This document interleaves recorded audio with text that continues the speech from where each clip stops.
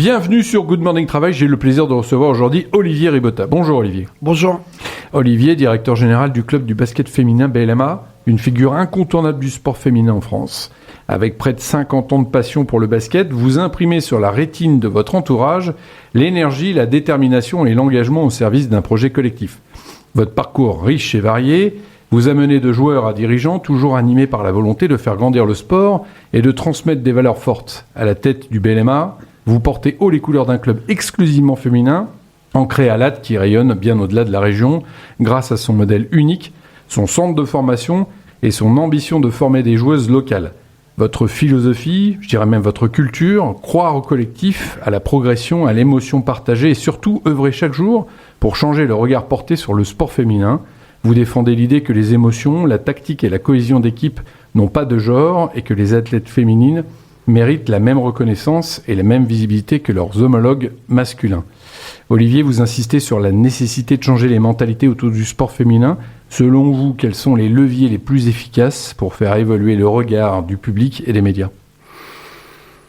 C'est vrai que les leviers, il y en a plusieurs, bien évidemment, mais spontanément, moi, je vais me référer à ce que je connais le mieux, c'est mon histoire et mon rapport entre moi, ma famille et le sport féminin. Moi, j'étais passionné de basket et de basket masculin parce que j'étais joueur et je connaissais les basketteuses et pas le basket féminin. Et c'est après ma carrière, ça a été une rencontre avec une personne. Donc c'est la vie, c'est un peu le hasard qui m'a amené dans le basket féminin. Et cette personne, elle m'a convaincu de m'investir alors que c'était pas du tout prévu. J'avais plutôt imaginé faire une carrière de dirigeant dans le basket masculin.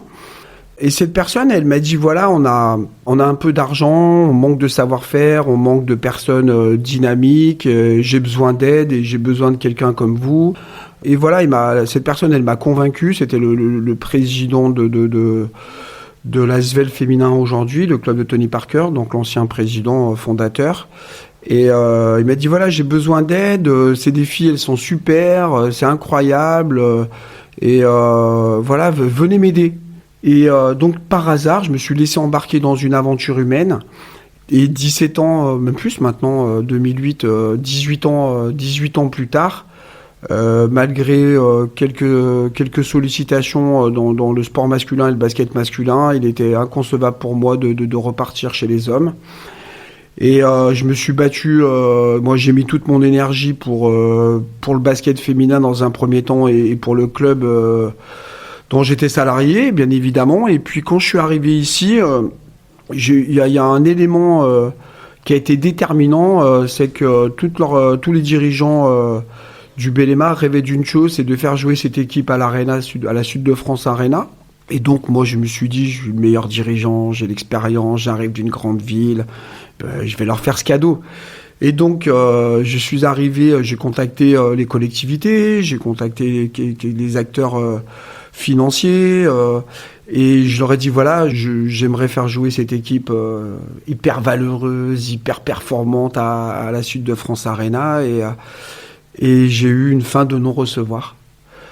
Pourquoi ? Parce que le modèle économique était pas viable, parce que l'arena, la location, les coûts se sont extrêmement élevés, et pour rentrer, même pas pour faire des bénéfices ou des recettes, mais pour pas perdre d'argent, il faut vraiment un très gros soutien. Mon caractère fait que j'abandonne jamais, et le soir même, je me suis réuni avec des gens très proches de moi, passionnés de sport, et on a débattu, et on a dit comment on peut faire, et c'est là qu'est arrivé le concept des Rayas, c'est-à-dire de mettre en avant le sport féminin, la pratique sportive féminine. Et c'est là que j'ai ressenti en moi comme quoi je vais élargir mon champ d'action au-delà du basket féminin, d'avoir un impact sur le grand public pour dire allez voir jouer des filles, allez voir évoluer des filles, elles sont en pleine évolution, y a beaucoup de valeurs. Et c'est comme ça que j'ai eu ce sentiment, au-delà de travailler pour son employeur, ce que tout le monde fait au quotidien. Je me suis approprié cette cause comme ça. C'est une mission. Une mission, parce que je voulais offrir à ce club, à ces joueuses, à ces dirigeants, à ces collectivités, le fait d'être capable de montrer cette équipe, de faire évoluer cette équipe devant 8000 personnes. Et voilà, et du coup, de fil en aiguille, on a monté ce concept, et au quotidien, maintenant, c'est ce que je dis à mes équipes, on travaille pour le BLMA, on travaille pour ce club, on travaille pour l'équipe professionnelle, pour les mini-gazelles, les mini-gazelles aussi. Mais aussi, on travaille pour les autres disciplines. Elles en ont besoin. Nous, on est quand même... on a un budget quand même conséquent. On a un soutien des collectivités, de toutes les collectivités, qui est incroyable. C'est pas le cas de tout le monde. Et donc, je souhaite qu'on puisse faire résonner notre savoir-faire et notre réseau sur d'autres disciplines. C'est ce qui a déclenché chez moi professionnellement, c'est cette envie de soutenir le sport féminin. Et puis, comme on est entre nous et juste entre nous, après avoir eu que des garçons, est née une petite fille un peu par hasard. Et voilà, ça a aussi déclenché beaucoup de choses chez moi à titre personnel. Et je me suis dit, je dois aussi me battre pour elle. Voilà comment est arrivée un peu cette passion du sport féminin. En général, le basket, c'est ma vie. Et le sport féminin, c'est vraiment venu par rapport à ce projet de l'Arena. Mais qu'est-ce qui fait que ça procure plus d'émotion et que plus d'intensité? Parce que vous n'avez pas envie de retourner à l'accompagnement du masculin. C'est quoi En fait, quand moi j'étais joueur et que j'entendais parler le président du club ou le responsable commercial, il disait voilà, on a un super projet, on est 5e, on veut être 3e, on est 3e, on veut être premier. Ok, très bien. Donc on est uniquement dans la performance. Venez nous voir parce qu'on a une bonne équipe.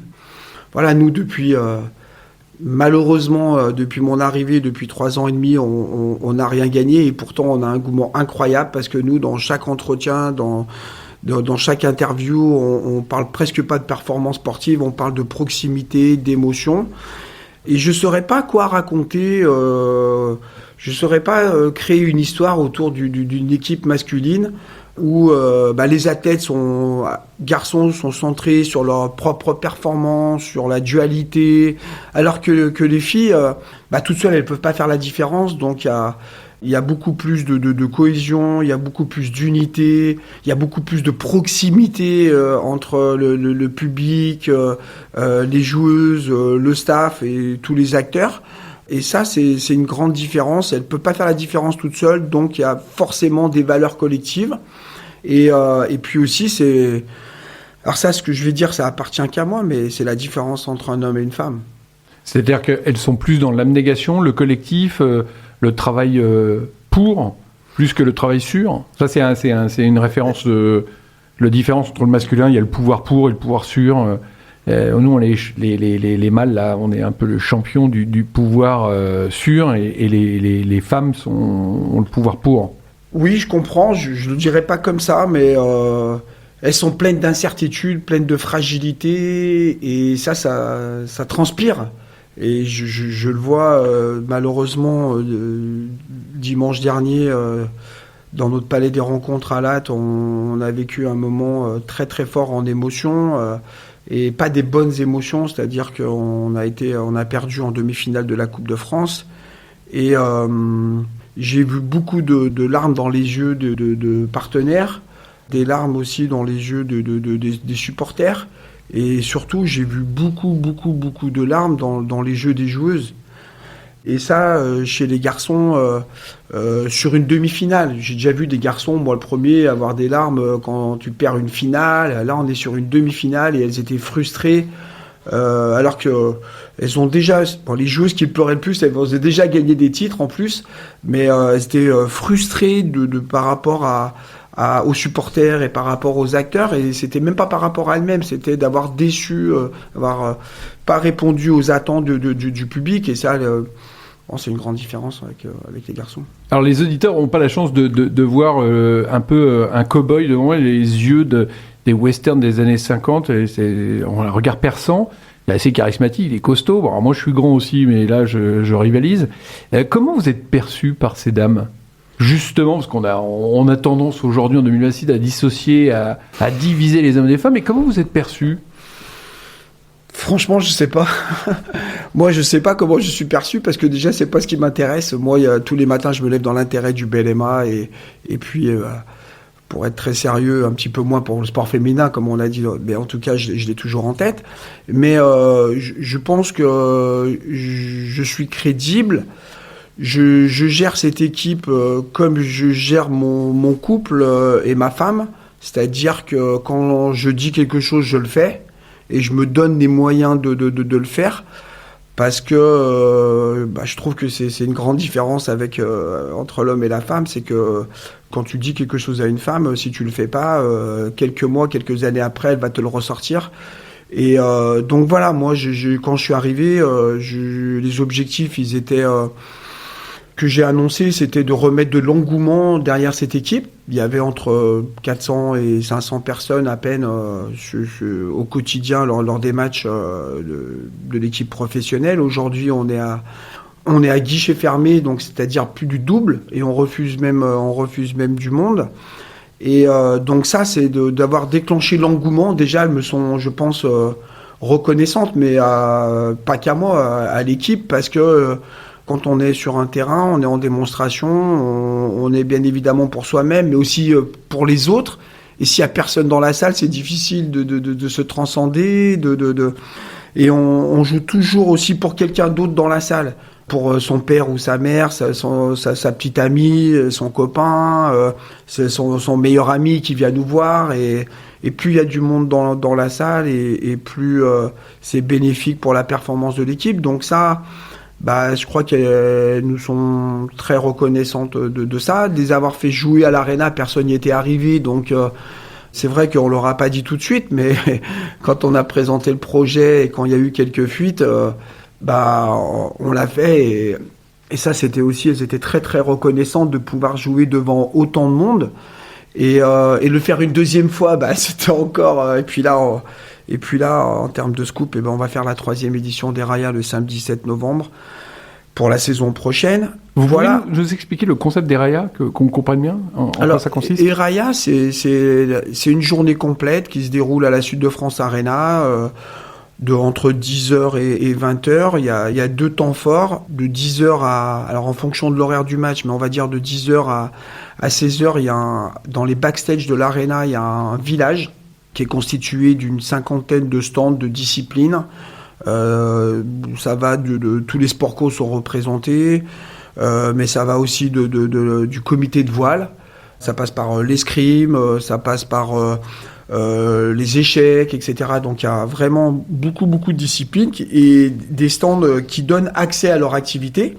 Et puis au cœur de ce village, il y a un espace de démonstration où tous les stands ont prévu un temps pour faire connaître leur filière féminine. Ce que moi j'appelle la filière féminine, c'est-à-dire il n'y a que des démonstrations faites par des petites filles, par des ados, par des femmes, pour donner envie au plus grand nombre de petites filles de faire du sport. Et n'importe quelle discipline et n'importe quel sport avec un grand S. Ça veut dire quoi ?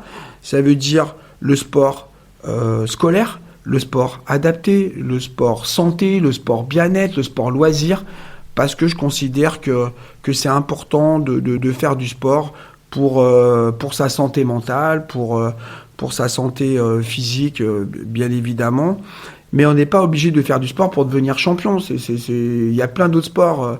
Aujourd'hui, moi, j'ai fait du basket tous les jours dans ma carrière. J'ai quelques petites douleurs et aujourd'hui, je fais de la marche rapide. De la marche. Donc, si vous me demandez quel sport je fais aujourd'hui, de la marche. Vous imaginez que mon ego, il en a quand même pris un coup. Eh ben non, je fais de la marche et c'est un sport que je conseille qui est incroyable. Et même quand on était sportif de haut niveau, eh ben j'ai pas 70 ans, je fais de la marche et c'est incroyable et ça se partage.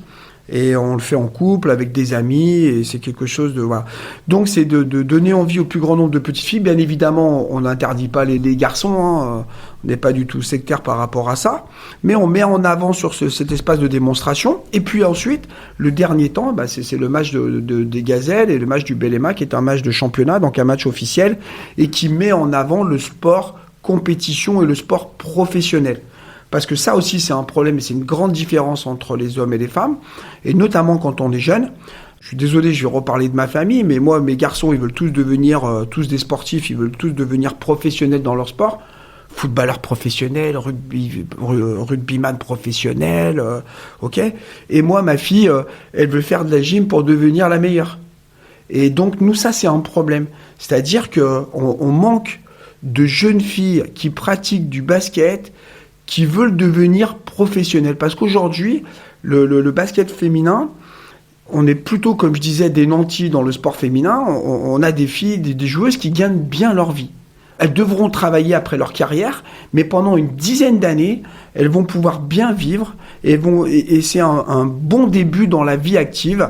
Et je sensibilise toutes les petites filles à faire du basket, à faire du sport, mais aussi du sport professionnel, parce qu'il y a les volleyeuses aussi, elles ont des situations, il y a un petit peu moins le modèle économique, il est un peu plus réduit, mais pendant une dizaine d'années, de gagner sa vie grâce à son activité, sa passion sportive. Aujourd'hui, dans le sport féminin, pas dans tous, mais on peut le faire. Dans le foot, on peut le faire aussi, et je trouve que c'est un super tremplin pour les hommes, et par rapport aux hommes, et comme les hommes. Et surtout, c'est que ce qui est bien, c'est qu'elles savent qu'elles seront obligées de travailler, parce que les sommes, c'est pas les sommes du foot. Donc, elles préparent aussi leur carrière, elles réfléchissent à tout ça, et nous, on peut les accompagner. Donc, il y a des doubles, des triples projets en marge du match et de la joueuse. Comment vous expliquez que c'est un barrage psychologique qu'elles ont, les filles, en disant « je peux pas être professionnelle, c'est pas pour moi ». On a empêché ce rêve ? Le sport professionnel est arrivé surtout avec le football. Ouais. Et le football aujourd'hui atteint aussi, même s'il reste encore sur un modèle très très élevé, atteint un peu ses limites. Hein, on le voit, il y a quand même moins de résonance, et notamment avec les droits TV. Tout le monde a fantasmé des milliards, et puis au final aujourd'hui il n'y a plus grand chose. Et ils ont amené aussi une organisation de match. Je vais voir le match, je vais avant le match dans un salon, je bois du champagne, je mange des toasts à la mi-temps, et puis après je fais un repas. Ça a déclenché pas mal de choses. Et puis les autres disciplines, elles ont voulu copier ça. Mais moi, comme je dis toujours, je suis pas venu là pour organiser des mariages après les matchs. Moi, je suis là pour vous faire vivre un super instant. J'ai pas les moyens du foot. Qu'on passe un moment de partage, d'échange avant, pendant, après, pas de souci. Mais on est un sport professionnel, mais on n'a pas les moyens d'offrir ce qu'a fait le foot. Et d'ailleurs, ils en reviennent, parce que les prestations traiteurs, etc., c'est plutôt, sans critiquer, plutôt réduit qu'avant. Et nous, on nous compare à ça, mais moi, j'ai pas les moyens d'organiser, d'offrir du champagne à tout le monde, parce que le modèle économique, il est très, très compliqué, et que l'ADN de notre travail aujourd'hui, c'est de procurer des émotions aux spectateurs et pas dans les salons. C'est sur le terrain que ça se passe. Exactement. Et en fait, alors moi, je suis, on a à peu près le même âge. Moi, j'adorais le football quand j'étais gamin, et le football n'était qu'un référentiel masculin. Je ne regarde plus le football depuis un certain coup de boule, pour des raisons, et je respecte le grand joueur qui était Zizou, mais j'ai regardé l'autre fois un match de football féminin, j'étais incroyablement surpris de revivre mon enfance. C'est pas de tricherie, pas de coups bas, pas de vice, du pur jeu. Alors ça allait moins vite, il y avait de la technicité, c'était très agréable à voir, et puis ça chouinait pas pour un rien. J'ai trouvé ça beaucoup plus courageux. De toute façon, le sport est féminin. Je vais vous dire, le rugby, c'est un sport de psychologie féminine, puisqu'on avance en reculant. Donc ça, c'est pas féminin. Et c'est un sport de courage. Et le courage est féminin. Et donc, si je comprends bien, l'engouement, c'est sur le terrain et c'est pas avec le champagne. Donc, si vous voulez voir de la joie du collectif et vraiment la culture philosophique du sport, il faut aller au BLMA. C'est ça, j'ai bien compris? C'est exactement ça. C'est exactement ça. Vous m'embauchez ou pas? Non, j'ai du monde pour l'instant. Il faut faire ses preuves. On ne vous a pas vu encore dans les travées du Palais des Sports. Donc, mais je vais bientôt venir. Avant de vous embaucher, il faut venir. Bon. Merci Olivier. Merci pour Avec votre plaisir. temps et longue vie aux gazelles. Merci. Merci. Enfin. Merci de nous avoir accueillis.